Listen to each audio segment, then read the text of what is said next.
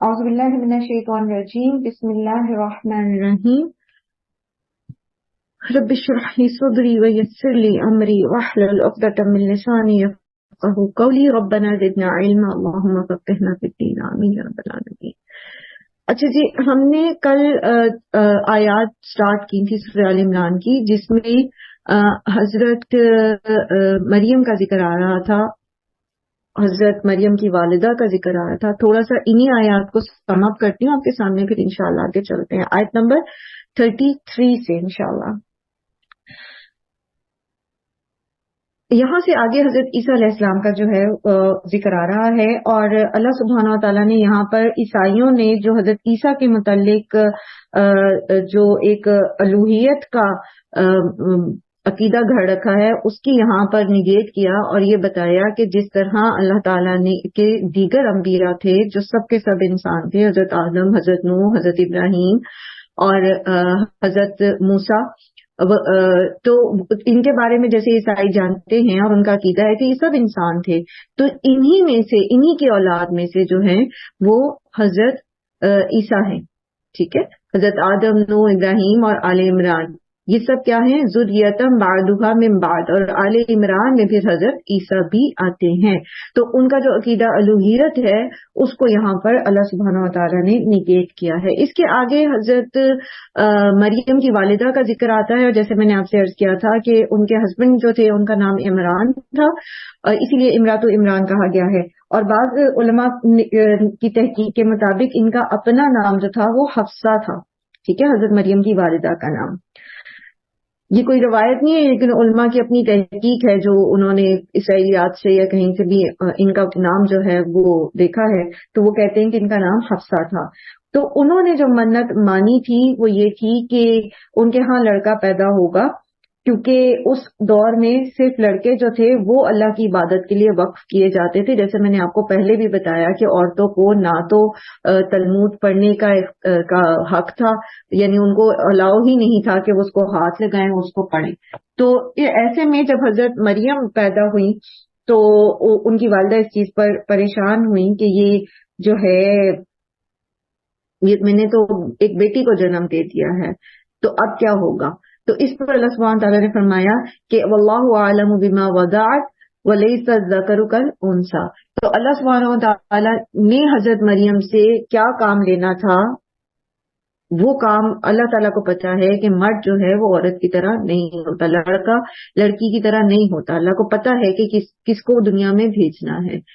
اس سے ایک چیز جو اور ہمیں سمجھ آتی ہے وہ یہ آتی ہے کہ اللہ تعالیٰ نے مردوں اور عورتوں کو ایک جیسا پیدا نہیں کیا۔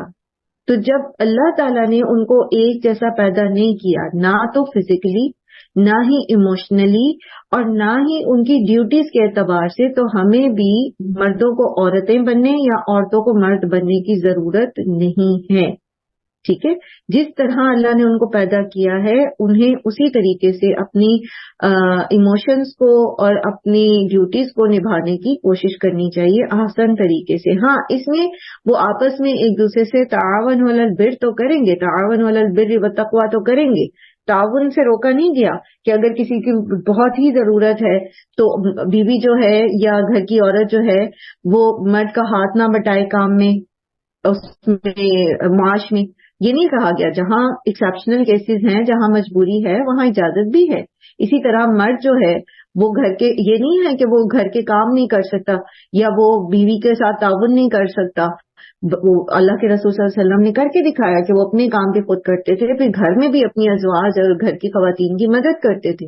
تو یہ سب تو کریں گے، لیکن یہ کہ اپنے دائرہ کار سے نکلنے کی کوشش کرنا یا اپنی ذمہ داریوں سے جان چھڑانا یا دوسرے کے دائرہ کار میں داخل ہو کے سمجھنا کہ ہم نے کوئی برابری وہ کر لی ہے، یہ غلط ہے۔ کیونکہ اللہ تعالیٰ نے صاف صاف فرما دیا وَلَيْسَ الذَّكَرُ كَالْأُنثىٰ، جو کام عورتوں نے کرنے ہیں وہ مرد کر نہیں سکتے، اور جو کام مردوں کے ہیں وہ عورتیں نہیں کر سکتی، ان کو کرنے کی ضرورت بھی نہیں ہے۔ تو جس کی جو ڈیوٹی ہے وہ اس کو آسان طریقے سے انجام دے۔ اللہ تعالیٰ نے ان سے وہی پوچھنا ہے جس کے لیے وہ مکلف کیے گئے ہیں، ٹھیک ہے۔ تو کتنا واضح ہے یہ، اور کس طرح یہ اس رجحان کو جو ہے وہ باطل کرتا ہے کہ جو ہمارے ہاں بہت عام ہو گیا ہے کہ مرد اور عورت جو ہے وہ برابر کا جو ہے وہ ہر جگہ کام کرتے ہوئے نظر آئیں، گھروں میں بھی اور باہر بھی. تو یہ چیز ہی غلط ہے، یہ فطرتاً غلط ہے، اسی لیے خرابیاں بڑھتی ہیں. ٹھیک. اچھا، اس کے بعد یہ کہ اور حضرت مریم کا نام جو ہے ان کی والدہ نے مریم رکھا، اور وہیں پر دیر اینڈ دین انہوں نے ان کو اور ان کی اولاد کو جو ہے وہ شیطان مردود کی شر سے اللہ کی پناہ میں دے دیا. حضرت ابو ہریرہ کی روایت ہے کہ نبی صلی اللہ علیہ وسلم نے فرمایا جو بچہ پیدا ہوتا ہے اس کی پیدائش کے وقت شیطان اسے چھوتا ہے تو بچہ رونے لگتا ہے. صرف مریم علیہ السلام اور ان کے بیٹے حضرت عیسیٰ کو شیطان نے نہیں چھوا. تو اس کی وجہ یہ ہے کہ ان کی والدہ نے وہ دعا کی، اور وہ دعا کر کے جو ہے وہ دعا کو قبولیت کا شرط ملا، اور شیطان کو نہیں چھو سکا دونوں کو. اس کے علاوہ پیدائش کے وقت جو ہے آیت الکرسی پڑھنا، یا جو خاتون ہیں جو درد ذہن میں ہوں ان کے قریب قرآن کی تلاوت کرنا، یا یہ کہ ان کو تلقین کرنا صبر کی، اور یہ کہ ان کو ایسی دعاؤں کی طرف مائل کرنا اگر وہ خود بہت تکلیف میں ہیں اور وہ ایسی دعا نہیں کر سکتی اللہ سے، مطلب اس وقت ایک وہ ہائے وائے زیادہ عام طور پہ خواتین کے منہ سے نکل رہی ہوتی ہے، تو بہرحال جو قریب ان کے خواتین ہوں ان کو چاہیے کہ وہ خود دعا کریں ان کے لیے، ان کی آگے نسلوں کے لیے، اور وہ خاتون خود بھی دعا کریں تو بہت ہی اچھی بات ہے، بہت ہی زیادہ اچھی بات ہے کہ وہ خود دعا کریں، کیونکہ وہ وقت ایسا ہوتا ہے کہ اس میں کی گئی دعائیں جو ہیں وہ قبول بھی ہوتی ہیں، کیونکہ شدید تکلیف میں جو ہے وہ عورت ہوتی ہے. اور اسی طرح جو بھی اس کا موقع ہو پیدائش کا، چاہے وہ سی سیکشن ہو، تو ایسے میں دعا جو ہے وہ کرنی چاہیے، اور خاص طور پر اپنی اولاد کی فکر کرنی چاہیے. اور وہی عورت کر سکتی ہے ایسے نازک موقع پر، ایسی تکلیف کے موقع پر فکر اولاد کی، جو عام حالات میں بھی اسے اولاد کی اسی طرح کی فکر ہوگی، اس کی دنیا اور آخرت کی فکر ہوگی. پھر بچے کی پیدائش سے متعلق دیگر جو چیزیں ہیں، مثلا بچہ پیدا ہوتا ہے تو اس وقت جو ہے اس کا نام رکھنا 7 دن کے اندر، ٹھیک ہے، اور یا 7ویں دن تک رکھ لینا. اور نام کیسا ہونا چاہیے؟ جیسے یہاں انہوں نے کہا کہ انی سمیتھا مریم، تو نام کیسا ہونا چاہیے؟ نام وہ ہونا چاہیے جو اچھے معنی والا ہو. ٹھیک ہے، ہمارے ہاں آج کل ایک ٹرینڈ چل پڑا ہے، جیسے مریم جو ہے اس کا معنی ہے، یا عبرانی زبان کا لفظ ہے، اس کا معنی ہے عبادت گزار، رب کی خادمہ. ٹھیک ہے، تو آج کل ایک ٹرینڈ چل پڑا ہے عجیب و غریب نام رکھنے کا، اور معنی کا پتہ کوئی نہیں ہوتا کہ اس کا معنی کیا ہے. تو یہ بہت، نام جو ہوتا ہے وہ ایک پہچان ہوتی ہے، ٹھیک ہے، اور ساری زندگی انسان اس نام سے پہچانا جاتا ہے، ہر ڈاکیومنٹ کے اوپر وہ جاتا ہے. اور نام وہ چیز ہوتی ہے آپ کی جو آپ سے زیادہ دوسروں کے منہ سے جو ہے وہ نکلتا ہے، یعنی آپ اس سے معروف ہوتے ہیں، مشہور ہوتے ہیں. جو بھی کوئی آپ کو جانتا ہے، چاہے وہ جتنا بھی وسیع حلقہ احباب ہو، وہ آپ کے نام سے آپ کو پہچانتا ہے. تو اچھے نام رکھنا سنت ہے، ٹھیک ہے، لیکن ایسے نام نہیں رکھنے چاہیے جس میں خود اپنی پاکیزگی کا جو ہے وہ اظہار ہو رہا ہو. جیسے نبی صلی اللہ علیہ وسلم، اب مجھے یاد نہیں ہے کہ کن زوجہ کی بیٹی تھی وہ، تو ان کا نام برہ تھا، ٹھیک ہے، پاکیزہ، بہت پاکیزہ. تو آپ صلی اللہ علیہ وسلم نے ان کا نام زینب رکھ دیا تھا کہ اپنے منہ سے خود اپنے آپ کو پاکیزہ مت کہو. تو اس طرح کا نہیں ہونا چاہیے جس میں اپنی پاکیزگی کا اظہار ہو رہا ہو. یا پھر یہ کہ انسان، اب جیسے بعض لوگ نام رکھتے ہیں ساجد، ٹھیک ہے، ساجد کا مطلب کیا ہوتا ہے؟ یہ سجاد کا مطلب کیا ہوتا ہے؟ سجاد کا مطلب ہوتا ہے خوب سجدے کرنے والا، بہت سجدے کرنے والا. اب نام تو سجاد ہے لیکن سجدہ زندگی میں ایک بھی نہیں کیا. تو ایسے نام نہ رکھیں، بہتر ہے کہ اچھے معنوں والے نام ویسے رکھیں. سب سے زیادہ پسندیدہ نام لڑکوں کے لیے جو ہیں وہ عبداللہ اور عبد الرحمن ہے، ٹھیک ہے، اللہ کے ناموں کے ساتھ عبد لگا کے آپ نام رکھ سکتے ہیں.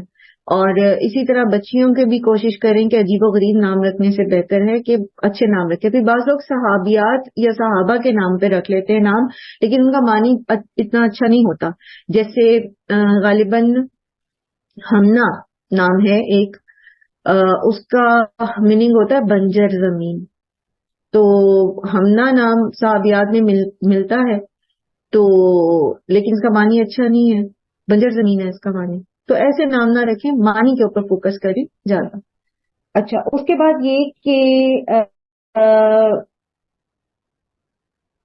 نام رکھنے کے ساتھ ساتھ پھر اگر جو بنیادی کام ہے, جو ذمہ داری بنتی ہے, وہ پھر صرف پیدائش ہی نہیں ہے, صرف ان کا عقیقہ کرنا ہی نہیں ہے, صرف ان کو اچھا کھلانا پلانا ہی نہیں ہے, اس کی تربیت اور اس کی دیکھ بھال جو ہے, اس کو حکمت سکھانا, یہ بھی ماں کی ذمہ داری ہے.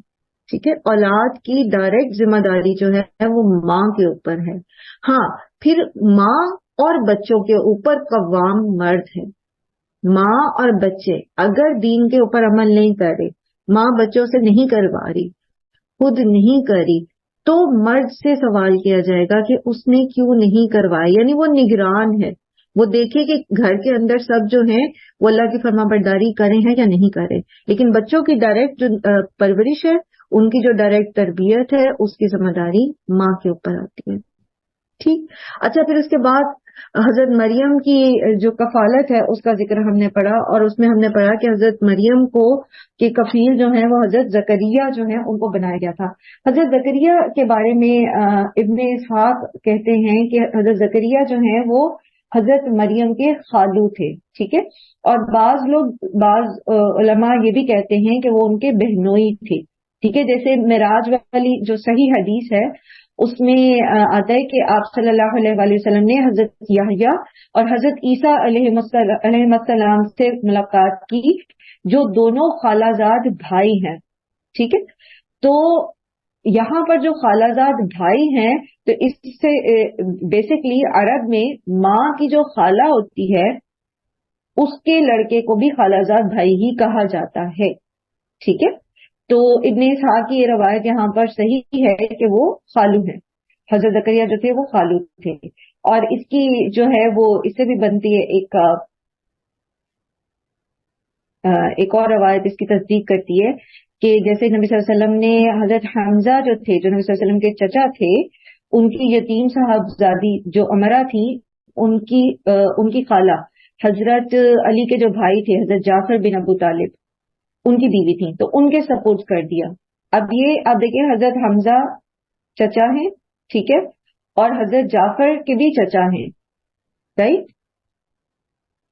اور ان کی بیوی جو ہیں وہ ان کی حضرت حمزہ کی وائف کی جو ہیں وہ بہن ہیں. تو اس میں پھر نبی صلی اللہ علیہ وآلہ وسلم نے فرمایا کہ خالہ جو ہوتی ہے ماں کے قائم مقام ہوتی ہے. تو اس سے یہ چیز ثابت ہوتی ہے کہ یہ ان کا آپس میں جو رشتہ تھا وہ خالو کا تھا. ٹھیک ہے, حضرت زکریا ان کے خالو تھے. اور پھر یہاں پر آگے ہم نے ذکر پڑھا کہ کلما دخل علیہ زکریا فتقبلها ربها بقبول حسن وانبتها نباتا حسنا وکفلها زکریا. کہتے ہیں کہ حضرت مریم جو تھی یہ یتیم تھی, اور یہ بھی روایات میں آتا ہے کہ بہت قحط کا دور تھا یہ, یعنی مفلسی بھی تھی.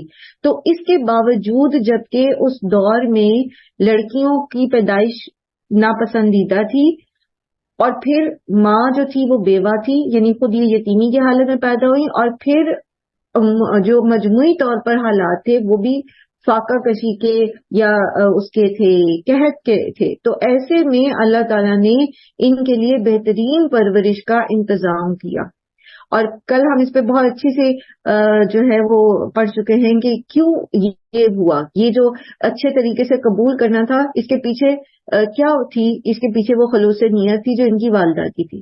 ٹھیک ہے, تو اس پہ بھی حضرت زکریا جو ہیں وہ جو کہ اس وقت کے نبی تھے, ان کو ان کا کفیل بنایا گیا. کلما دخل علیہ زکریا المحراب, جب بھی حضرت زکریا محراب میں جاتے, وجدہ عندہا رزقا, تو وہ ان کے پاس کوئی نہ کوئی رزق پاتے.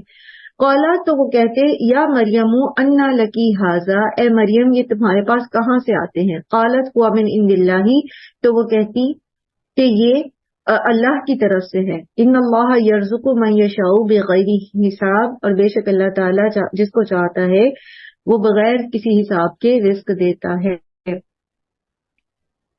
اب یہاں پر آپ دیکھیں کہ سب سے پہلے یہ کہ ہیکل میں محراب آپ نے ویسے بھی سنا ہوگا، مسجد میں بھی محراب ہوتی ہے جو ایک الگ سے حصہ ہو جاتا ہے مسجد کی دیوار سے آگے کو بڑھا کے وہ بنائی جاتی ہے، اور آپ نے دیکھا ہوگا باہر سے گزرتے ہوئے بھی وہ پرومیننٹ ہوتا ہے، وہ حصہ تھوڑا سا پرومیننٹ ہوتا ہے، یعنی الگ سے کر کے تھوڑا سا جگہ الگ کی گئی ہوتی ہے، خاص کی گئی ہوتی ہے جہاں امام جو ہے وہ ہوتا ہے۔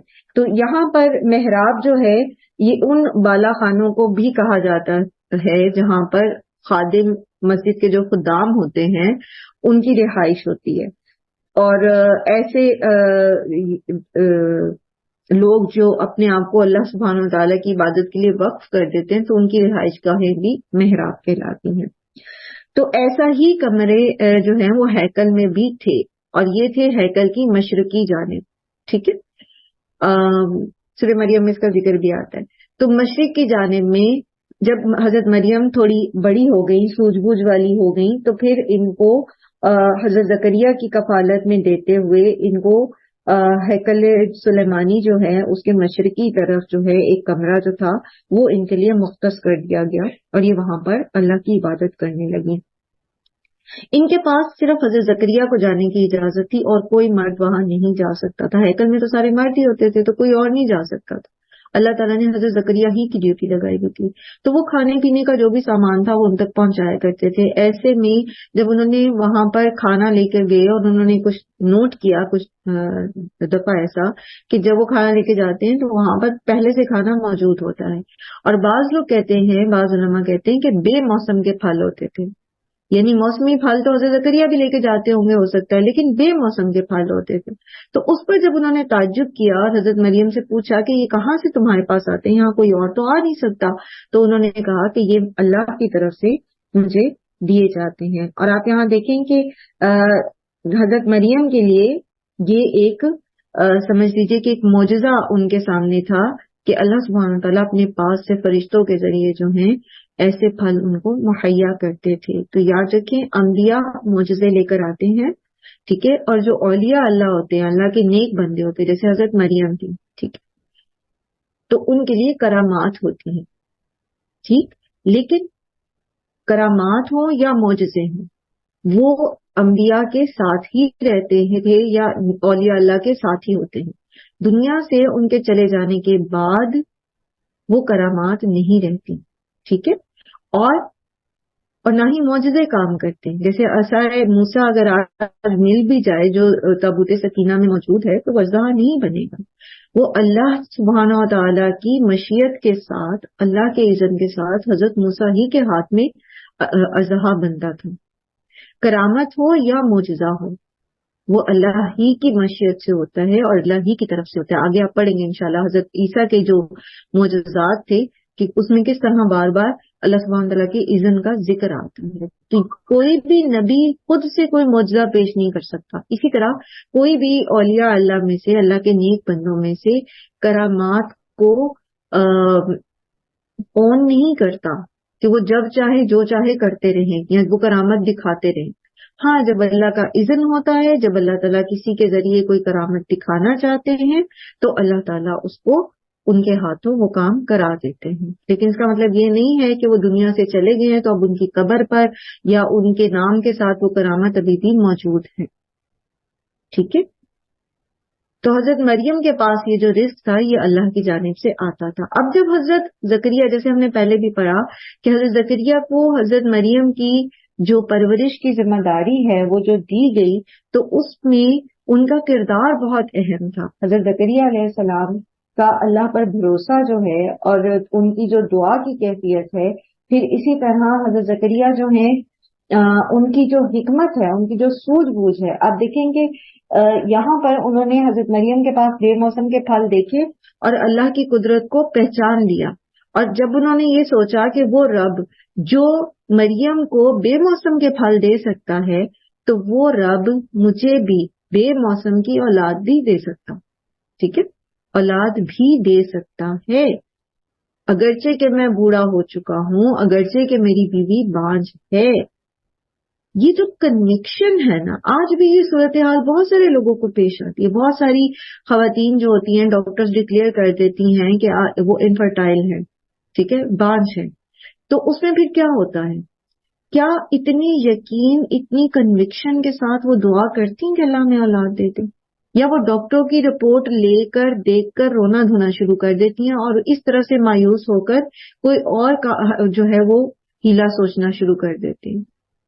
آپ بتائیں گا، آپ میں سے کوئی شیئر کرے گا کوئی ایسی بات جس سے آپ کو یہ اندازہ ہو کہ خواتین جن کو بانجھ ڈکلیئر کر دیا جاتا ہے وہ کیا کچھ کرتی ہیں، عام خواتین، مسلمان خواتین؟ جی میم، میں بتانا چاہتی ہوں کہ میری فرینڈ تھی، تو اس کو ڈاکٹر نے کہہ دیا کہ بھئی یہ بچہ پیدا نہیں کر سکتی.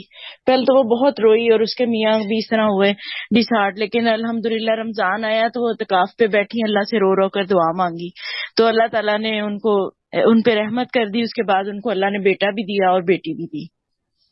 ماشاء اللہ.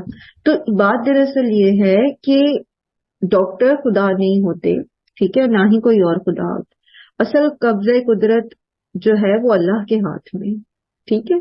اور اللہ تعالیٰ جسے چاہے بیٹیاں دے، جسے چاہے بیٹے دے، جسے چاہے دونوں دے، اور جسے چاہے کچھ بھی نہ دے. اور یہ تو کچھ بھی نہ دینے کی بات ہے نا، تو یہ اس میں بھی اللہ کی حکمت ہے. اللہ سبحانہ و تعالیٰ جو ہیں ان کو پتا ہے کہ انہوں نے کس بندے سے کس طرح سے کام لینا ہے، اور پھر بھی مایوس ہونے کی کوئی جگہ نہیں ہے. دیکھیں زکریا علیہ السلام نے بھی تو اللہ پر یقین رکھا تھا نا، تو اللہ چاہے تو بنجر زمین کو بھی آباد کرتے. یہ تو سراسر اس کی مرضی ہے نا، سراسر اس کا اذن، اس نے کن کہنا ہے اور ہو جانا ہے.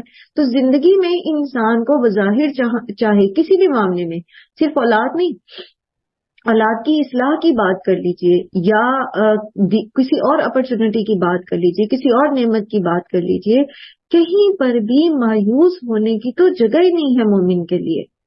اسی لیے تو سورہ یوسف میں بھی آتا ہے نا کہ مایوس تو کافر ہوتے ہیں، اللہ تعالیٰ سے کافر مایوس ہو جاتے ہیں. ان کو اللہ پر بھروسہ نہیں ہوتا، ان کا اللہ پر ایمان نہیں ہوتا، ان کو جو ہے اللہ پر یقین نہیں ہوتا. مومن کو تو اللہ پہ یقین ہوتا ہے. ہاں، وہ رضیت باللہ ربن کی کیفیت میں رہتا ہے، اللہ مجھے جس بھی کیفیت میں رکھے میں جزا فضا نہیں کروں گا، لیکن وہ امید کا دامن نہیں چھوڑتا. تو حضرت زکریا نے بھی یہاں پر ہنالک دعا زکریا، اسی وقت اللہ تعالیٰ نے اپنے رب سے دعا کی، ٹھیک ہے، دیر اینڈ دین. اچھا، اس آیت سے کچھ لوگوں نے یہ نتیجہ اخذ کیا کہ نیک لوگوں کے پاس کھڑے ہو کر یا نیک لوگوں کی موجودگی میں دعا کی جائے تو وہ قبول ہوتی ہے. اور اسی وجہ سے پھر انہوں نے ایسی جگہوں پر جا کر، جو اللہ کے نیک بندوں کی قبریں ہوتی ہیں، وہاں جا کر دعا کرنے کو جائز قرار دیا. اب آپ یہاں دیکھیں کہ حضرت زکریا نے کس چیز کو دیکھتے ہوئے دعا کی؟ ہنالکا، دیر اینڈ دین، وہیں اسی وقت اسی جگہ پر. تو جگہ اور وقت دونوں کے اوپر فوکس ہے. یعنی جب انہوں نے اللہ کی اللہ سبحانہ تعالیٰ کی قدرت کا نظارہ دیکھا حضرت مریم کے پاس بے موسم کے پھل، تو وہ اللہ کی اس قدرت کو پہچانتے ہوئے وہیں اسی جگہ انہوں نے دعا کی. وہ اس جگہ کی کرامت نہیں تھی.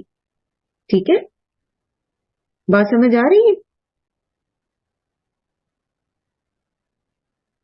بات سمجھ ہوئی کہ وہ جگہ کی کرامت نہیں تھی. جگہ تو ہیکل، سارے کا سارا ہیکل تھا، اور وہ پورا جو ہے وہ مریم علیہ السلام رہتی تھی. تو اصل میں جو یہاں سے مقصد ہے وہ یہ ہے کہ اس قدرت کو دیکھتے ہوئے، اللہ تعالیٰ کی اس معرفت کو، اس صفت کو دیکھتے ہوئے، اور اس کو پہچانتے ہوئے دیر اینڈ دین انہوں نے دعا کی. ٹھیک ہے، قولا، کیا دعا کی؟ قولا ربی حبلی من لدنک ذریۃ طیبہ، اے میرے رب عطا کر مجھے اپنے پاس سے اولاد، طیبۃ، پاکیزہ، انک سمیع الدعاء، بے شک تو سننے والا ہے دعاؤں کا. سورہ مریم میں اگر آپ آیت نمبر 1 سے لے کے 15 تک اس کو پڑھیں گے نا، تو اس میں آپ کو جو ہے وہ تفصیل ساری ملے گی. میں ابھی انشاءاللہ اسی کے ریفرنس سے آپ کے ساتھ شیئر بھی کرتی ہوں چیزیں. لیکن یہاں پر جو چیز دیکھنی ہے، جو چیز سمجھنے کی ہے، وہ یہ ہے کہ صرف اولاد نہیں مانگی، کیا مانگ رہے ہیں؟ ذریتن طیبہ، پاکیزہ اولاد۔ عام طور پر ہوتا یہ ہے کہ جب ہم تھک جاتے ہیں کسی معاملے میں، تو پھر ہم کیا کہنا شروع کر دیتے ہیں؟ اللہ بس یہ دے دے، بس یہ دے دے، اتنا ہی دے دے، ٹھیک ہے؟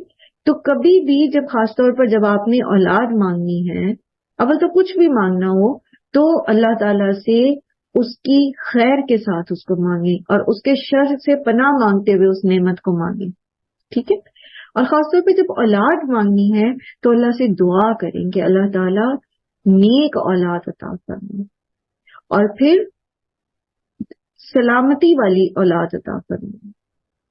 صرف یہ نہ مانگے کہ اللہ مجھے بیٹا دے دے، یا یہ نہ مانگے اللہ مجھے بیٹی دے دے، نیک اور صالح اور سلامتی والی، ٹھیک ہے؟ جسم کے اعضاء کی سلامتی کے ساتھ، کامل جنس کے ساتھ پوری دعا اللہ تعالیٰ سے مانگیں۔ ہم مایوس ہوئے ہوتے ہیں یا ہم تھکے ہوئے ہوتے ہیں اور ہم اسی طرح کی دعائیں مانگتے ہیں، جیسے وہ سورہ بنی اسرائیل میں بھی آتا ہے نا کہ انسان جو ہے وہ خیر کی بجائے شر مانگنے میں جلدی کر رہا ہوتا ہے۔ انسان اتنا عجلت پسند ہے، وہ کہتا بس مجھے مل جائے، یہ نہیں دیکھتا کہ اس کا ملنے میں اس کے لیے خیر ہے یا شر ہے۔ تو یہاں بھی آپ دیکھیں کہ انہوں نے اولاد مانگی، اور اولاد بھی کیسی؟ پاکیزہ۔ اور پھر اللہ سبحانہ و تعالی کی صفات کے ساتھ مانگنا، ٹھیک ہے؟ تو کیا کہا؟ انکا سمیع دعا، کہ بے شک تو دعا کو خوب سننے والا ہے۔ تو قرآن کریم میں بھی اللہ سبحانہ تعالیٰ نے یہ جو واسطہ دینا ہے یا وسیلہ دینا ہے دعا میں، تو اللہ سبحانہ تعالیٰ نے فرمایا کہ فَلِلَّهِ الْأَسْمَاءُ الْحُسْنَى فَادْعُوهُ بِهَا، اللہ ہی کے لیے اسماء الحسنہ ہے، سب سے بہترین نام اللہ ہی کے ہیں، انہی کے ساتھ اللہ کو پکاریں۔ تو اللہ کی صفات کا واسطہ دیتے ہوئے اللہ سے مانگنا یہ مسنون بھی ہے، اللہ سبحانہ تعالیٰ نے سکھایا ہے۔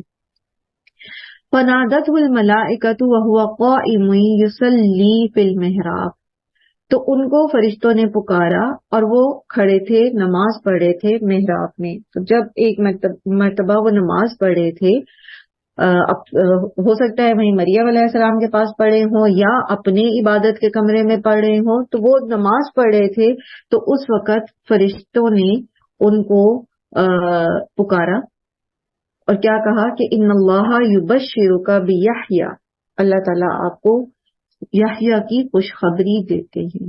سورہ مریم میں بھی ذکر آتا ہے، اور وہاں پر اللہ تعالیٰ فرماتے ہیں کہ انا نبشرک بغلام اسمہ یحییٰ لم نجعل لہ من قبل سمیہ، حضرت یحییٰ علیہ السلام کا نام خود اللہ سبحانہ تعالیٰ نے رکھا، اور اس سے پہلے کسی کا بھی نام یحییٰ نہیں تھا، ٹھیک ہے؟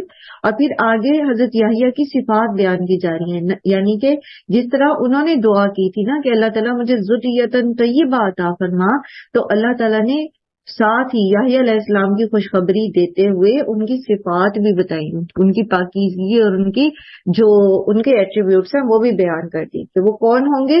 مصدقا بکلمۃ من اللہ، اللہ کے ایک کلمے کی تصدیق کرنے والے، یعنی حضرت عیسیٰ کی، حضرت عیسیٰ علیہ السلام اور حضرت یحییٰ علیہ السلام یہ ایک ہی دور میں پیدا ہوئے تھے، اور یہ دونوں ایک دوسرے کے خالازاد بھائی تھے، ٹھیک ہے؟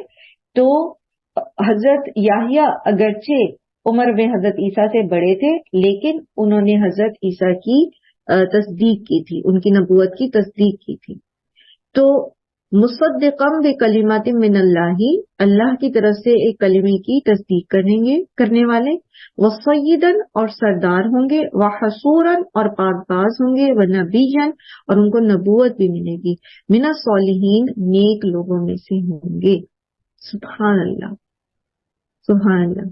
نہ صرف یہ کہ اولاد کی خوشخبری مل رہی ہے، اور اولاد بھی کیسی؟ جو نبی ہوگی، جو پاک باز ہوگی، جو سردار ہوگی، جو دوسرے نبی کی تصدیق کرنے والی ہوگی۔ سبحان اللہ۔ تو حضرت یحییٰ کی یہ جو ساری صفات ہیں سورہ مریم کی آیت نمبر 1 سے 15 تک اگر آپ پڑھیں تو اس میں بھی یہ جو ہے وہ بیان کی گئی ہیں۔ تو یہاں میں آپ کو دوبارہ سے جو ہے وہ بتا دیتی ہوں تھوڑے سے ان کی جو صفات ہیں۔ سب سے پہلے تو یہ کہ اللہ تعالیٰ نے ان کا نام خود رکھا، ٹھیک ہے, جیسے بھی میں نے آپ کے سامنے سورہ مریم کی آیت پڑھی کہ انا نبشرک بغلام اسمہ یحییٰ لم نجعل لہ من قبل سمیہ, کہ بے شک ہم خوشخبری دیتے ہیں تجھے ایک لڑکے کی جس کا نام یحییٰ ہے, اور اس سے پہلے اس نام کا ہم نے کسی کو نہیں بنایا. پھر یہ کہ وہ حضرت عیسیٰ کی تصدیق انہوں نے کی, اور پھر یہ کہ وہ بنی اسرائیل کے سردار تھے, اور وہ انہوں نے پھر اپنی قوم کی جو خراب حالت ہے اس کی اصلاح کا بیڑا اٹھایا. وہ جو حضرت زکریا کا غم و غم تھا کہ ان کے لیے جو بنی اسرائیل ہیں, آل یعقوب ہیں, ان کی اصلاح کے لیے کوئی ہونا چاہیے, انہیں اپنے بات کو اس قابل نظر نہیں آ رہا تھا کہ وہ قوم کی اصلاح کرتا, تو حضرت یحییٰ اللہ سبحانہ تعالیٰ نے کو یہ ذمہ داری اللہ تعالیٰ نے دی. ٹھیک ہے, پھر یہ کہ وہ حصور ہوں گے. حصور کہتے ہیں پاک باز کو, یعنی جن کی ایسے لوگ جن کی عورتوں کی طرف کوئی رغبت نہ ہو, اور نہ ہی گناہ کے کاموں کی طرف ان کے اندر کوئی رغبت پائی جائے, یعنی بہت ہی پاکیزہ نفس رکھنے والے. اور پھر سب سے بڑھ کر یہ کہ وہ نبی ہوں گے, اللہ کے پاک باز لوگوں میں سے ہوں گے.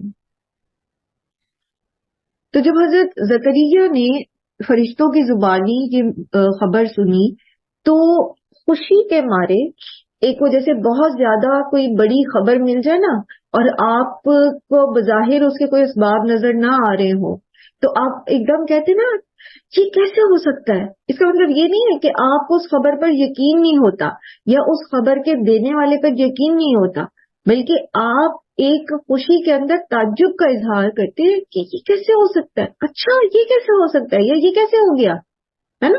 تو وہی جیسے یہاں پر ہے, قالا حضرت زکریا نے فرمایا ربی انا یکون لی غلام, میرے لیے کیسے بیٹا پیدا ہو سکتا ہے, یہ کیسے ہو سکتا ہے. یہ نہیں ہے کہ وہ ان کو یہ خیال ہے ان کے ذہن میں کہ میرے گھر بیٹا کیسے ہو سکتا ہے, اگر یہ ہوتا تو وہ دعا ہی نہ کرتے. تو یہ ایک خوشی میں ایک تعجب کا اظہار ہے کہ میرے گھر لڑکا کیسے ہو سکتا ہے. وقد بلغنی الکبر, حالانکہ میں تو بوڑھا ہو چکا ہوں, امراتی آخر, اور میری بیوی بانجھ ہے. یعنی ایک جیسے آپ چاہتے ہیں نا کسی سے اس طرح تعجب کر کے کہ ذرا دوبارہ سے بتائے وہ, اور آپ کو ایک اس کے اندر یقین ہو جائے اور آپ اس خوشی کو محسوس کر سکے, تو یہ وہ ایک عام سی انسانی کیفیت ہے.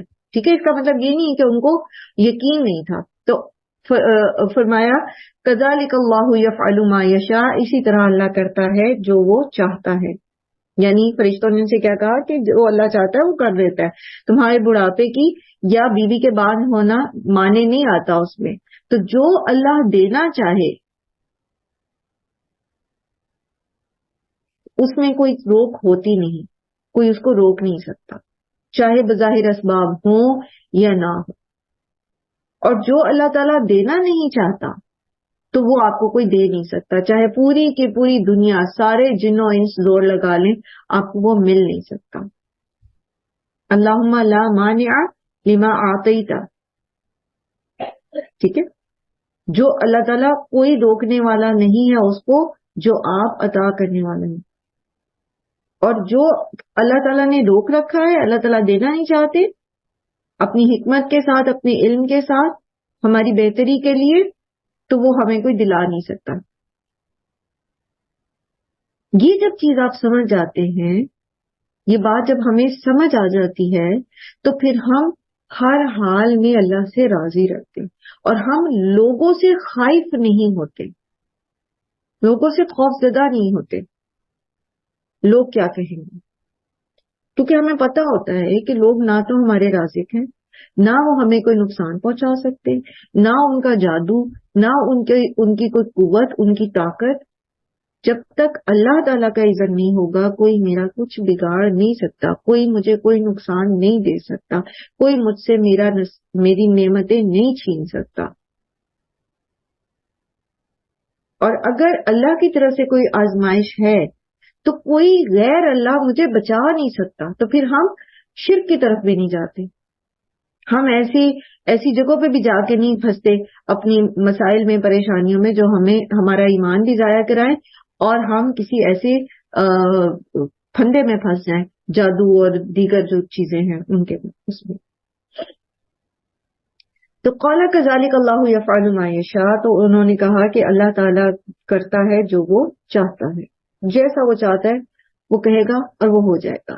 قال، تو اس پر حضرت زکریا نے کہا، فرمایا ربی اجعل لی آیہ، اللہ تعالیٰ میرے لیے کوئی آیت، کوئی نشانی کر دے، اور زیادہ مجھے اس چیز کے اوپر پختہ یقین ہو جائے کہ واقعی مجھے یہ اتنی بڑی خبر ملنے والی، اتنی بڑی خوشخبری میرے لیے لکھ دی گئی ہے، صرف اپنی اس کو ایک خوشی کو، ایک یقین کی کیفیت دینے کے لیے۔ قال آیتک الا تکلم الناس ثلاثۃ ایام الا رمزا، تو کہا کہ تیری نشانی یہ ہے کہ تم کلام نہیں کر سکو گے لوگوں سے 3 دن تک مگر اشارے سے۔ ایک اور جگہ آتا ہے ثلاث لیال سویہ، ٹھیک ہے، یعنی کنزیکٹو 3 راتوں تک، اور 3 رات 3 دن ہی کے معنی میں ہوتا ہے۔ جیسے ہم کہتے ہیں نا میں فلاں کے گھر 3 دن کے لیے جا رہی ہوں، اور بعض اوقات ہم کہتے ہیں میں فلاں کے گھر 3 رات کے لیے جا رہی ہوں، تو معنی ایک ہی ہوتا ہے اس کا کہ فور 3 days، ٹھیک۔ تو یہاں پر بھی کیا ہے کہ 3 دن تک آپ لوگوں سے صرف اشارے سے ہی بات کر سکیں گے۔ وَاذْكُرْ رَبَّكَ كَثِيرًا وَسَبِّحْ بِالْعَشِيِّ وَالْإِبْكَارِ، اور آپ یاد کریں، ذکر کریں اللہ کا بہت زیادہ، اور تسبیح کریں شام کے وقت اور صبح کے وقت۔ اور اس کو آپ اس طرح بھی معنی کر سکتے ہیں کہ صبح شام اپنے رب کی تسبیح کریں۔ اور جب ہم صبح شام کہتے ہیں تو صبح شام میں پھر کیا ہوتا ہے؟ جب آپ کہتے ہیں تمہارا تو صبح شام یہی کام ہے، تو اس کا مطلب کیا ہوتا ہے؟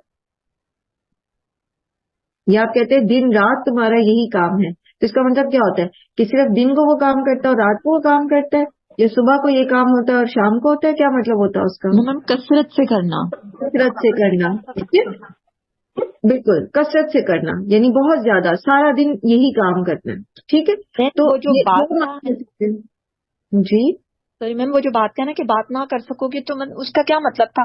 یعنی کہ وہ انہیں حکم دیا تھا کہ تم نے نہیں بولنا، یا وہ بات تم سے ہو ہی نہیں پائے گی؟ میں بتاتی ہوں، ٹھیک ہے۔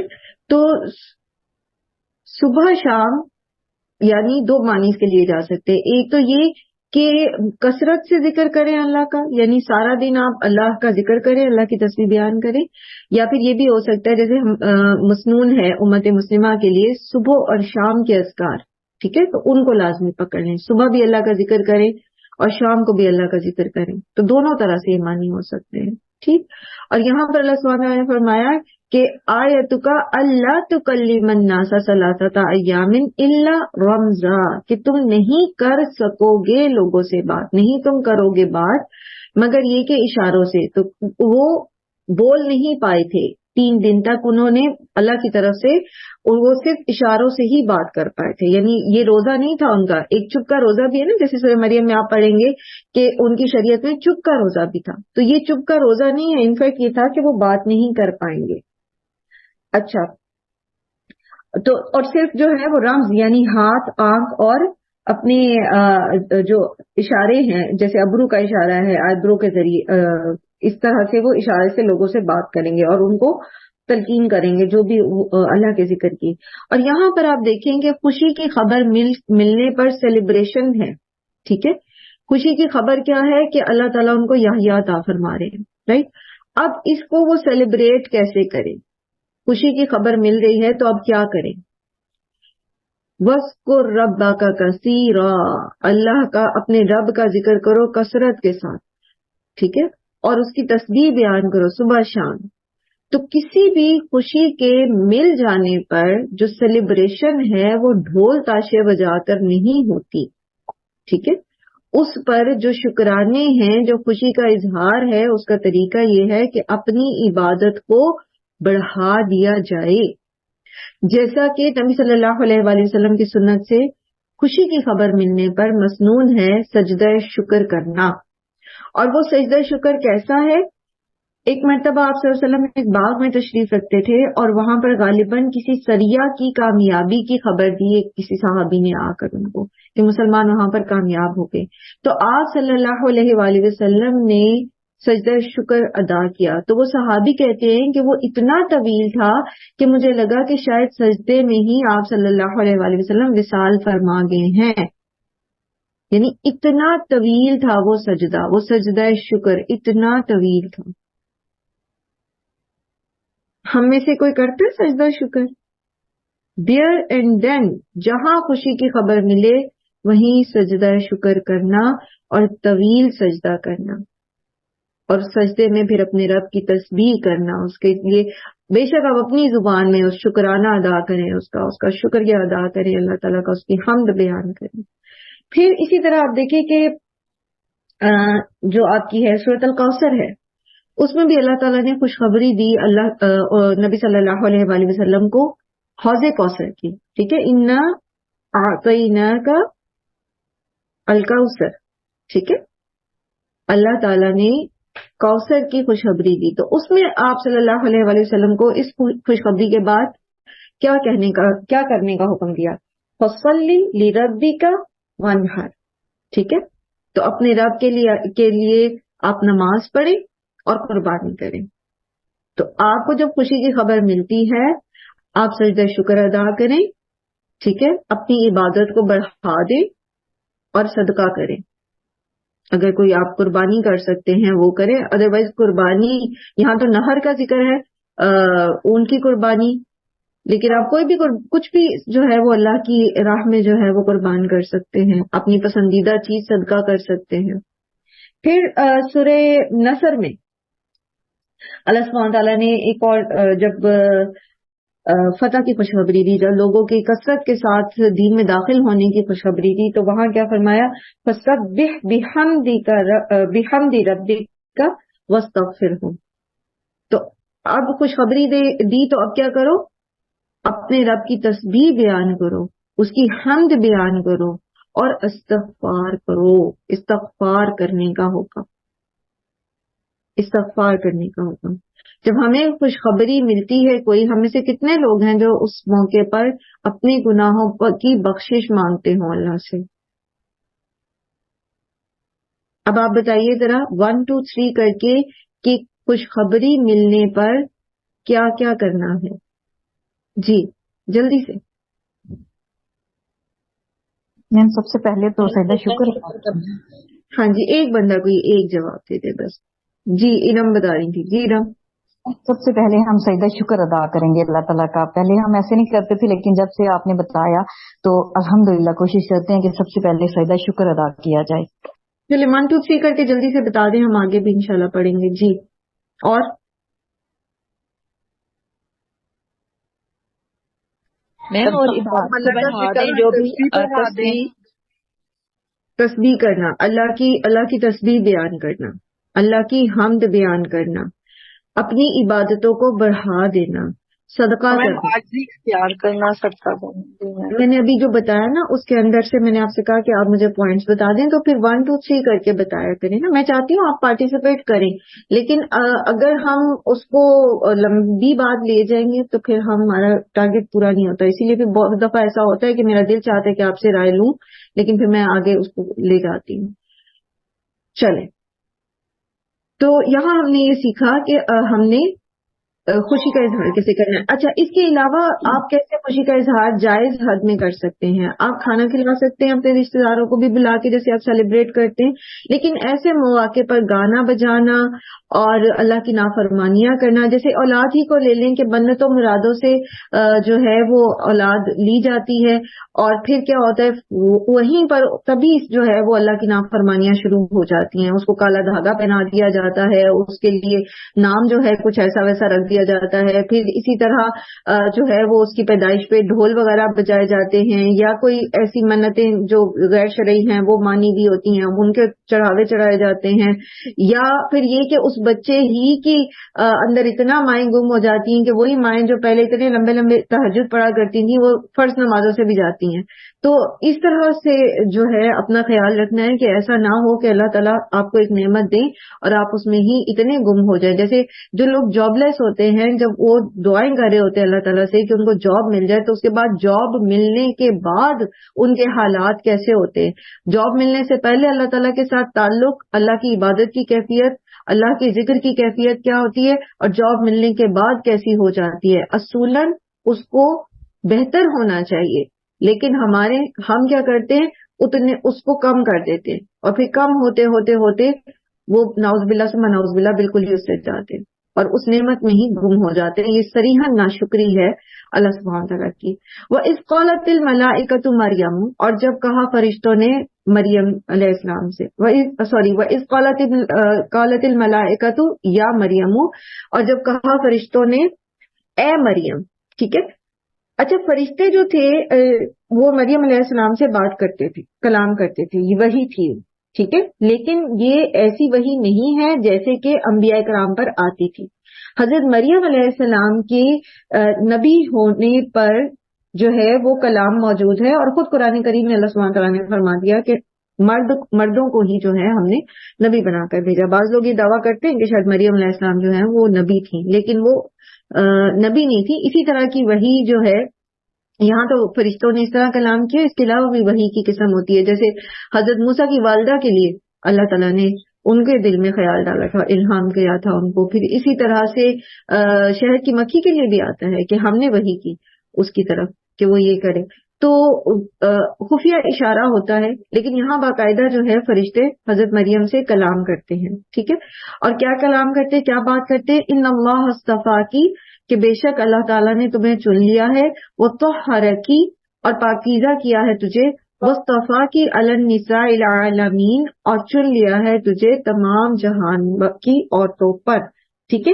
अब आप यहाँ हजरत नबी सल्लल्लाहु अलैहि वसल्लम ने भी फरमाया कि मर्दों में तो बहुत से बाकमाल लोग हो गुजरे हैं, मगर औरतों में कोई कामिल नहीं हुआ बजुज मरियम बिनते इमरान और आसिया ज़ौजाए फिरौन के। इसी तरह एक और जगह पर भी नबी सल्लल्लाहु अलैहि वसल्लम ने फरमाया कि दुनिया की औरतों में से दो बेहतर हैं, मरियम बिनते इमरान और खदीजा बिनते खुवैलिद। और फिर हजरत फातिमा के लिए आता है कि वो जन्नत की औरतों की सरदार होंगी।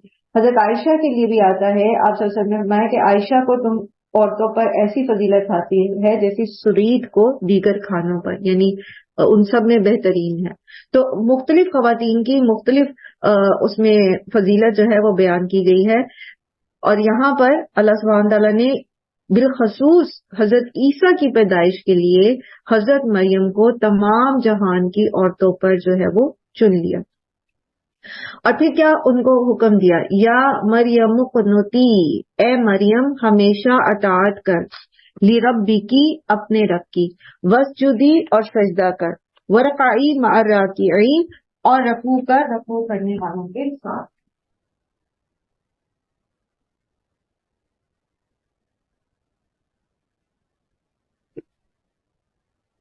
अब हम देखें कि अल्लाह ताला ने हजरत मरियम से जो बड़ा काम लेना है, तो बड़े काम से पहले ट्रेनिंग जरूरी है, ठीक है। जितना बड़ा काम होता है उतनी ही सख्त किस्म की ट्रेनिंग होती है। जैसे आर्मी में जो लोग जाते हैं तो आपने देखा है कि उनकी कितनी सख्त ट्रेनिंग होती है।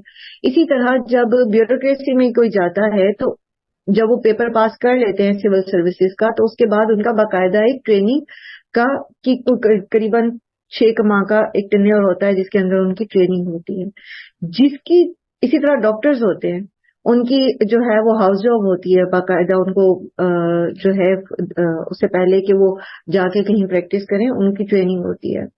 तो हर काम, जो काम जितना बड़ा पैमाने पर होता है उतनी ही सख्त उसकी ट्रेनिंग होती है। तो यहाँ पर हजरत मरियम से जो अल्लाह ताला ने काम लेना था हजरत ईसा की पैदाइश का, तो उसके लिए उनको तैयार किया जा रहा है, उनकी ट्रेनिंग हो रही है। उसमें क्या कहा जा रहा है, वो ट्रेनिंग क्या है, उकनुती, हमेशा अताअत करना, हमेशा हर मामले में। कनूत के बारे में हमने पहले पढ़ा है ना, उकनुती ली रब्बी की, अपने रब की हमेशा अताअत करते रहना, हमेशा अपने रब की जो है वो फरमाबरदारी करना। वस्जुदी, और सजदा करना, वरकाई मा राकीन, वस्जुदी अलग, जब सजदे और रुकू का इस तरह से अलग से जिक्र आता है तो वस्जुदी जो है अमूमन नवाफिल के लिए आ जाता है, ठीक है, यानी नवाफिल का एहतमाम करना। और वरकाई मा राकीन का मतलब ये कि बाजमात फिर फराइज जो है नमाज वो अदा करना। तो फर्ज और नवाफिल दोनों की तलकीन जो है यहाँ पर मौजूद है, ठीक है। اور اس کے ساتھ ساتھ پھر عملی طور پر اللہ کی فرما برداری کی تلقین موجود ہے. ہم میں سے بہت ساری بہنیں، اور خاص طور پہ اس کلاس میں آپ کی آنے کی جو آپ کی ایک نیت ہے، ٹھیک ہے، وہ یہ ہے کہ ہم سب اللہ کے دین کا کام کر سکیں. ٹھیک ہے، ہم سب چاہتے ہیں کہ ہم اللہ کے دین کو آگے پہنچا سکیں، ہم خود بھی سیکھیں، ہم اپنی اولادوں کو بھی سکھائیں، ہم دیگر بہنوں تک بھی پہنچائیں. تو یہ ایک بڑا کام ہے، یہ ایک بڑا کام ہے. جیسے کہ نبی صلی اللہ علیہ وآلہ وسلم کو بھی اللہ سبحانہ وتعالیٰ نے حکم دیا تھا نا، جیسے اس میں سورہ مزمل میں، کہ جب ان سے ایک قرآن کریم ان پر نازل کرنا تھا اور دین کے تبلیغ کا کام لینا تھا، تو اللہ سبحانہ وتعالیٰ نے کیا فرمایا آپ صلی اللہ علیہ وآلہ وسلم سے کہ یا ایھا المزمل قم اللیل الا قلیلا نصفہ او انقص منہ قلیلا او زد علیہ ورتل القرآن ترتیلا انا سنلقی علیک قولا ثقیلا. ٹھیک ہے، ان قریب ہم آپ کے اوپر ایک بھاری کلام اتارنے جا رہے ہیں، تو اس کے لیے آپ کو پریپیئر کرنا ہے اپنے آپ کو، اپنے نفس کو. تو اس کے لیے تہجد کا اہتمام کرنے کا نبی صلی اللہ علیہ وآلہ وسلم کو حکم دیا گیا. تو اگر ہم بھی واقعی سنجیدہ ہیں قرآن کریم کا علم سیکھنے میں، ٹھیک ہے، اس علم کو نہ صرف خود سیکھنے میں بلکہ آگے پہنچانے میں، تو ہمیں بھی سیلف ٹریننگ کے اوپر زور دینا پڑے گا. اور ایک خاتون کا ذکر ہے یہاں پر، ٹھیک ہے، تو ہم بھی بینگ اے فیمیل اس سے بہت اچھا لیسن لے سکتے ہیں. کیا کرنا ہوگا؟ کیا یہ تین یہاں پہ چیزیں ہیں، ٹھیک ہے، بتائیں جلدی سے کیا کریں گے ہم؟ میم ہم یہ باتیں اپنے اندر پیدا کرنے کی کوشش کریں گے. نفل پڑھیں گے، نوافل کا اہتمام کرنا. گڈ، ماشاء اللہ. تہجد کا اسپیشلی تہجد کا، کیونکہ تہجد جو ہے بیسیکلی وہ کہتے ہیں نا کہ اگر آپ کے ذہن میں کوئی کام ہے، کوئی ارادہ ہے کرنے کا، اور یا کوئی آپ کی حاجت ہے، ضرورت ہے، اور آپ اس کے لیے تہجد کے لیے بیدار نہیں ہو رہے، تو اس کا مطلب یہ کہ آپ اس میں سنجیدہ نہیں ہیں، اپنی اس حاجت میں، اس کام میں، اس پرپز میں آپ سنجیدہ نہیں ہیں. اگر واقعی آپ سنجیدہ ہو تو پھر آپ تہجد کے لیے اٹھ جائیں. ٹھیک ہے، تو جزاک اللہ خیر. تہجد کا اہتمام کرنا. اور کون سے نوافل آپ پڑھ سکتے ہیں؟ چاشت کے پڑھ سکتے ہیں، بہت آسان ہوتے ہیں. ٹھیک ہے، ان کے لیے آسان ہو جاتے ہیں جن کی روٹین بن جاتی ہے، اشراق کے یا چاشت کے، اوابین کے. ہاں، چاشت اور اوابین جو ہیں یہ ایک ہی نوافل ہیں. ٹھیک ہے، انہی کا نام، کیونکہ نبی صلی اللہ علیہ وآلہ وسلم نے فرمایا کہ چاشت کی نماز کا اہتمام نہیں کرتے مگر یہ کہ اوابین، یعنی بار بار اللہ کی طرف لوٹ کر آنے والے جو ہوتے ہیں وہی چاشت کا اہتمام کرتے ہیں. تو چاشت ہی کی نماز کو بیسیکلی اوابین کی نماز بھی کہا جاتا ہے. تو پھر مغرب کی نماز کے بعد جو کہ پڑھتے ہیں وہ پھر دونوں کے ایک ہی میننگ ہے. ہاں جی، دونوں کے ایک ہی میننگ ہے، لیکن وہ چاشت نہیں ہوتی. چاشت اصل میں اوقات کا نام ہے نا، وقت کا نام ہے. وہ چاشت کا وقت، جیسے اشراق ہے وہ وقت کا نام ہے، فجر وقت کا نام ہے، اسی طرح ہر نماز کا ٹائم وقت کا ہی نام ہے نا، جیسا اثر مغرب عشاء. جی صحیح. چلے، اور کیا کریں گے؟ اور کیا کریں گے؟ تحیۃ الوضو بھی پڑھ سکتے نا. بالکل، تحیۃ الوضو بھی پڑھ سکتے ہیں. نوافل کی بات ہو گئی، اور کیا کریں گے؟ اقنوتی لربی کی میں کیا کریں گے جلدی سے، اور فوکس کریں.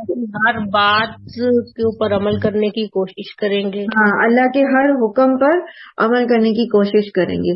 اور ذہن میں کیا ہونا چاہیے کہ مجھے ایک بڑا کام کرنا ہے، مجھے دین کا کام کرنا ہے، مجھے اس میں اپنے آپ کی ٹریننگ کر رہی ہوں. مجھے دیکھنا ہے کہ میں کیسے اس چیز سے بچ سکتی ہوں جو اللہ تعالیٰ نے جس چیز سے روکا ہے، مجھے اس سے اپنے آپ کو بچانا ہے. میں کیسے بچا سکتی ہوں. جیسے ٹریننگ ہوتی ہے نا، اس کے کریکولم ہوتا ہے، سلیبس ہوتا ہے، پھر اس کے اندر آپ دیکھتے ہیں کہ بعض اوقات سختی کرنی پڑتی ہے، بعض اوقات نرمی کرنی پڑتی. تو سیلف ٹریننگ آپ نے کرنی ہے خود اپنے آپ کو. اور پیچھے ہم نے جیسے بھی ایڈکشن کی ورکشاپ میں بھی سیکھا تھا کہ کچھ بھی اپنے آپ کو کسی بھی چیز کے اوپر ٹرین کرنے کے لیے نا استقامت بہت ضروری ہوتی ہے. یہ نہیں کہ ایک دن تو جناب تہجد بھی پڑھ لی، چاشت بھی پڑھ لی، پھر مغرب کے بعد بھی نوافل پڑھ لیے اور قرآن کا بھی جو ہے وہ ناظرہ بھی پڑھ لیا، یہ بھی کر لیا، وہ بھی کر لیا، اور اگلے دن جو ہے وہ نیند کی اتنی کمی تھی کہ پڑے سوتے رہے اور فجر بھی گئی. تو اس طرح سے نہیں، پراپر پلان کر کے چلے. صحابہ کرام جو تھے وہ تہجد میں بیداری کے لیے کیلولا سے مدد لیا کرتے تھے. کیلولا ہوتا ہے دوپہر کے کھانے کے بعد 10-15 منٹ کا ریسٹ، 10-15 منٹ کا ریسٹ، 2 گھنٹے نہیں کہ کھایا پیٹ بھر کے اور سو گئے اور پھر وہ اثر بھی مغرب کے قریب جا کے پڑی. یہ ناپسندیدہ ہے اتنا سونا دوپہر کو. تھوڑا سا سونا جس سے آپ فریش ہو جاتے ہیں. ٹھیک ہے، سنت کا اجر بھی ملے گا آپ کو، اور تہجد کی بیداری کے لیے آپ کی نیند کی کمی بھی جو ہے وہ پوری ہو جائے گی انشاءاللہ. بعض لوگ ہوتے ہیں جن کو کیلولا کا ٹائم نہیں ملتا، تو وہ دیکھیں گے کس طرح سے وہ اس کو کمپنسیٹ کر سکتے ہیں، اور اللہ سے دعا کریں کہ اللہ تعالیٰ اس میں آسانی پیدا کرے. تو اپنے لیے باقاعدہ پراپر پلان بنائیں. جیسے آپ کسی بھی آفس کا یا اسکول کا کالج کا شیڈیول ہوتا ہے، کسی بھی جگہ کا ایک خاص شیڈیول ہوتا ہے، اس طرح کا شیڈیول بنا کے چلیں انشاءاللہ. یہ سوچتے ہوئے کہ مجھے اپنی ٹریننگ کرنی ہے، میں نے ایک بڑا کام لینا ہے اپنے آپ سے، اللہ تعالیٰ مجھ سے وہ کام لے لیں انشاءاللہ. لیکن اس میں یاد رکھیں کبھی بھی اپنے اوپر بہت زیادہ برڈن نہ ڈالیں، کیونکہ دل چاہتا ہے جب ہم قرآن پڑھ رہے ہوتے ہیں نا، ہمارا دل چاہتا ہے ہم یہ بھی کر لیں، ہم وہ بھی کر لیں، ہم وہ بھی کر لیں، وہ بھی کر لیں. لیکن جیسے اللہ کے رسول صلی اللہ علیہ وآلہ وسلم نے فرمایا نا کہ اللہ اجر دینے سے نہیں تھکتا، تم لوگ تھک جاؤ گے. تو وہ کرنا چاہیے انسان کو جو مسنون ہے، نمبر 1 لازمن مسنون، اور پھر یہ کہ اتنا جتنا وہ اس کو جاری رکھ سکے، کیونکہ اللہ تعالیٰ کے نزدیک وہی عمل جو ہے وہ مقبول ہے، پسندیدہ ہے، جو اگرچہ تھوڑا ہو لیکن وہ مسلسل ہو. ٹھیک ہے، تو اس طرح کی آپ اپنے اپنے حساب سے پلاننگ بنا لیں. اگر کوئی شیئر کرنا چاہے گا تو انشاءاللہ ہم ان کی وہ شیئرنگ بھی لیں گے. ذالک من انباء الغیب نوحیہ الیک، نبی صلی اللہ علیہ وآلہ وسلم سے فرمایا جا رہا ہے کہ یہ غیب کی خبریں ہیں جو ہم آپ صلی اللہ علیہ وآلہ وسلم کی طرف وحی کر رہے ہیں. وما کنت لدیہم، اور آپ نہیں تھے ان کے پاس، اذ یلقون اقلامہم، جب وہ ڈال رہے تھے قلمیں اپنی، ایہم، کون ان میں سے، یکفل مریم، کفالت کرے گا مریم علیہ السلام کی. وما کنت لدیہم اذ یختصمون، اور نہیں تھے آپ ان کے پاس جب وہ آپس میں جھگڑا کر رہے تھے. نبی صلی اللہ علیہ وآلہ وسلم کی زبان سے ان واقعات کا اظہار آپ صلی اللہ علیہ وآلہ وسلم کی نبوت پر ایک ثبوت ہے، کیونکہ نبی صلی اللہ علیہ وآلہ وسلم پڑھے لکھے نہیں تھے، امی تھے، اور آپ صلی اللہ علیہ وآلہ وسلم نے کہیں سے بھی دین کی یا پچھلے مذاہب کی، ادیان کی کوئی تعلیم نہیں سیکھی ہوئی تھی، کچھ بھی پڑھنا لکھنا نہیں سیکھا ہوا تھا. تو ان کی زبان سے یہ پچھلی قوموں کے واقعات، اور وہ بھی اتنی تفصیل سے کہ ان کی والدہ کی دعا کے جو کلمات ہیں وہ بھی بتائے، تو یہ اصل میں آپ صلی اللہ علیہ وسلم کی نبوت پر ثبوت ہے کہ آپ صلی اللہ علیہ وسلم وہاں موجود تو نہیں تھے جب وہ قرآن اندازی کر رہے تھے. جو کہا جا رہا ہے نا اپنی کلمیں انہوں نے ڈالی، تو بیسیکلی یہ قرآن اندازی تھی. اصل میں ہوا یہ کہ جب مریم علیہ السلام کی جو اس طرح کی آپ دیکھ ان کی جو تھیں کرامات کہہ لیجیے، جیسے کھانے کا موجود ہونا ان کے پاس، تو یہ جو ان کا رتبہ تھا، اس پر جو عنایات نبی حضرت مریم پر ہو رہی تھی، تو ہیکل کے جو خدام تھے، ظاہر وہ لوگ جانتے تھے، وہ پتہ چل جاتا ہے کہ اس طرح کی واقعات جو ہیں وہ ہو رہے. تو اب ان میں ہر ایک جو تھا وہ یہ چاہتا تھا کہ اس کو مریم علیہ السلام کی کفالت مل جائے. تو اس پر پھر انہوں نے قرآن اندازی کی، اور قرآن اندازی میں قلم آقبت ہالو ہوتے ہیں، وہ ایسے وہ سرکنڈے سے بنائی جاتی ہوتی تھی کلمیں، تو وہ ڈالی کہ جس کی قلم جو ہے وہ آج ٹھہر جائے گی پانی میں. قرآن اندازی کا ایک طریقہ تھا ان میں، اس کو وہ مریم علیہ السلام کی کفالت کرے گا. تو سب کی قلمیں جو تھیں وہ پانی میں بہہ گئی اور حضرت زکریا کی ٹھہر گئی. تو پھر حضرت زکریا جو ہیں ان کو چن لیا گیا ان کی کفالت کے لیے. تو نبی صلی اللہ علیہ وآلہ وسلم کی نبوت کے اوپر یہاں پر جو ہے وہ اس کی دلیل دی گئی ہے، کتنی تفصیل سے جو بتایا جا رہا ہے. تو آپ تو وہاں موجود نہیں تھے، تو یہ غیب کے جو علم آپ کو دیا جا رہا ہے وہی کے ذریعے سے ثابت ہوتا ہے کہ آپ صلی اللہ علیہ وآلہ وسلم جو ہیں وہ اللہ کی طرف سے رسول ہیں، نبی ہیں. اب ایک دوسرا مکالمہ یہاں پر حضرت مریم کے ساتھ فرشتوں کا ذکر کیا گیا ہے، اور وہ کیا ہے؟ اذ قالت الملائکۃ یا مریم، جب کہا فرشتوں نے اے مریم، ان اللہ یبشرکی بکلمۃ منہ، کہ بے شک اللہ تعالی بشارت دیتے ہیں تمہیں، خوشخبری دیتے ہیں تمہیں اپنی طرف سے ایک کلمے کی، اسمہ المسیح عیسی ابن مریم، ان کا نام ہوگا مسیح عیسیٰ ابن مریم، وجیہن بہت مرتبے والا، فی الدنیا والآخرہ دنیا میں اور آخرت میں، ومن المقربین اور مقرب بندوں میں سے ہوگا۔ اور حضرت عیسیٰ جو ہیں ان کے لیے کلمت اللہ جو ہے یہ اور بھی جگہوں پر بیان ہوا ہے، جیسے سورہ نساء میں آتا ہے وَكَلِمَتُهُ أَلْقَاهَا إِلَى مریم، اور اس کا کلمہ جو ڈالا گیا مریم کی طرف، ٹھیک ہے۔ اور پھر سورہ مریم میں بھی اس کا ذکر آتا ہے، اور پھر یہ کہ حضرت عیسیٰ کی پیدائش کا یہاں دوبارہ ذکر ہے، اور یہ جو آیات ہیں وفد نجران جو ہے عیسائیوں کا، وہ نبی صلی اللہ علیہ وآلہ وسلم کے پاس آیا تھا، تو ان میں ان کے جو عقائد تھے ان کا ابطال کیا جا رہا ہے، اس میں ان کے بارے میں بتایا جا رہا ہے، ٹھیک ہے، کہ جو وہ سمجھتے ہیں عیسیٰ علیہ السلام کے بارے میں کہ وہ نعوذ باللہ اللہ کے بیٹے ہیں، تو وہ بتایا جا رہا ہے کہ خاص طور پہ دیکھیں یہاں پر عیسی ابن مریمہ کہا گیا ہے، کہ ان کا نام اللہ تعالیٰ نے عیسیٰ ابن مریم رکھا ہے، ٹھیک ہے۔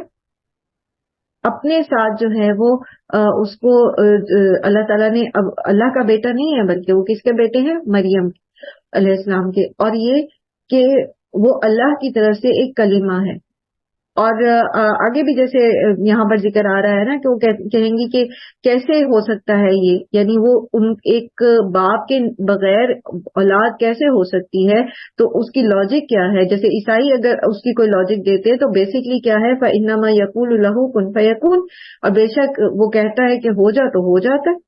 جب اللہ تعالیٰ کسی کام کا ارادہ کرتے، اذا قضى امرا فإنما يقول له كن فيكون، ٹھیک ہے۔ ایک اور جب جیسے سورہ یاسین میں بھی آتا ہے کہ انما امرہ اذا اراد شیئا فیقول له کن فیکون، کہ جب وہ اپنے کسی امر کا ارادہ کرتے ہیں، اللہ تعالیٰ کچھ کرنا چاہتے ہیں تو صرف انہوں نے کن کہنا ہے اور وہ ہو جاتا ہے۔ اور یہاں پر حضرت عیسیٰ کی پھر جیسے حضرت یحییٰ کی صفات جو ہیں وہ بیان کی گئی، تو حضرت عیسیٰ کی بھی صفات اللہ سبحانہ وتعالیٰ نے یہاں بیان کی، اور وہ کیا ہے؟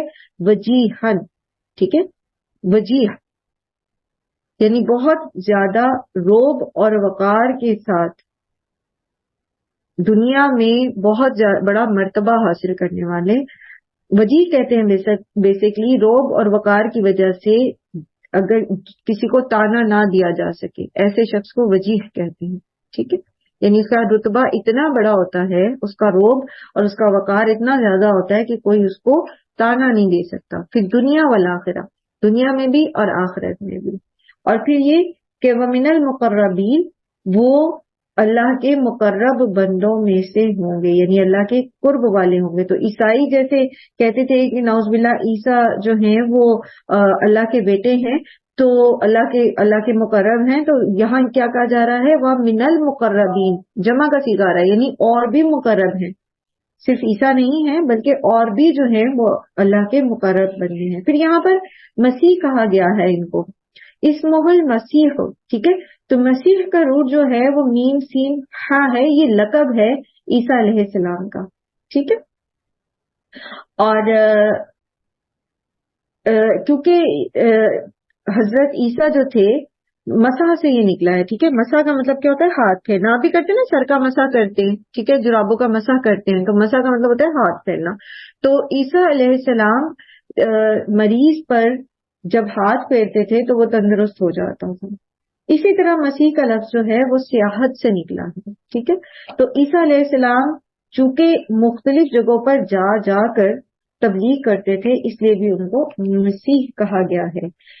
مسیح جو ہے اس کا ایک اور مطلب بھی جو ہے کہتے ہیں کہ عبرانی کا لفظ جو ہے یہ مسیح، عربی کا جو مسیح ہے یہ عبرانی کے لفظ مشیحہ سے نکلا ہے، ٹھیک ہے، اور اس میں इसका मानी होता है मुबारक।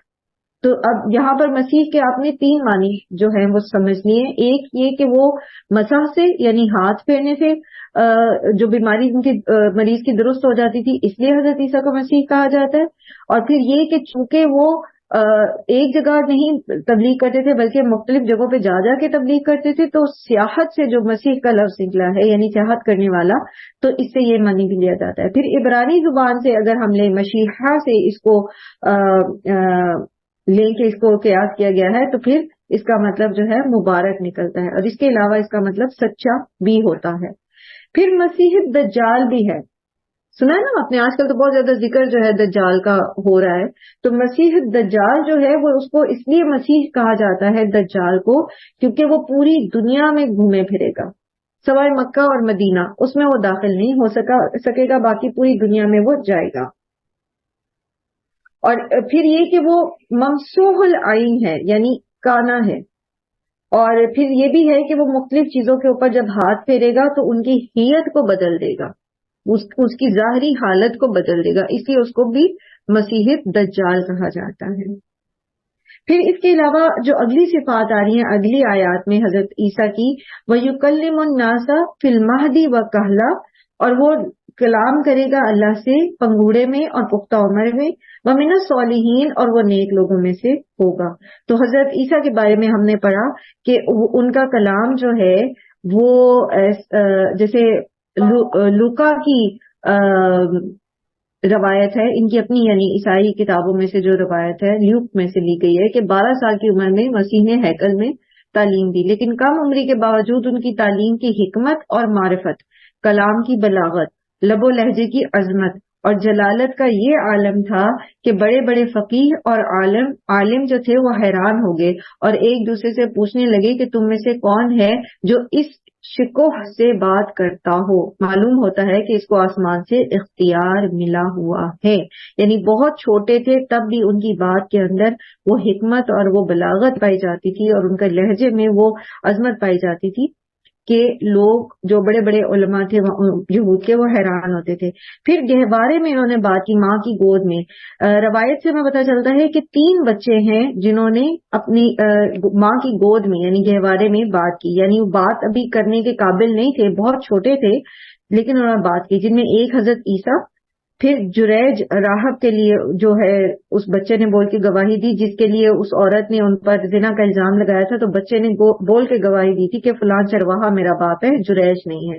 फिर इसी तरह असहाबुल उखदूद में उस माँ का दूध पीता बच्चा जिसने आग में कूदते हुए अपने बच्चे के बारे में सोचा था, तो उसके बच्चे ने बोल के कहा था कि माँ इस आग में कूद जाओ। तो ये 3 बच्चे हैं जिन्होंने जो है वो महद में यानी गोद में कलाम किया है। इंशाल्लाह कल हम इससे आगे पढ़ेंगे और यही मौजू जो है कल रहेगा अगली आयात में। मैम हज़रत यूसुफ अलैहिस्सलाम की गवाही, बेशक वो बच्चा थोड़ा बड़ा था लेकिन खीरख्वार बच्चा था ना, उसने भी दी थी, जहाँ तक मुझे याद है, ये मैं गलत कह रही हूँ। उसके बारे में वो ऐसा बच्चा नहीं था जो बोल ना सकता हो, ठीक है, वो बड़ा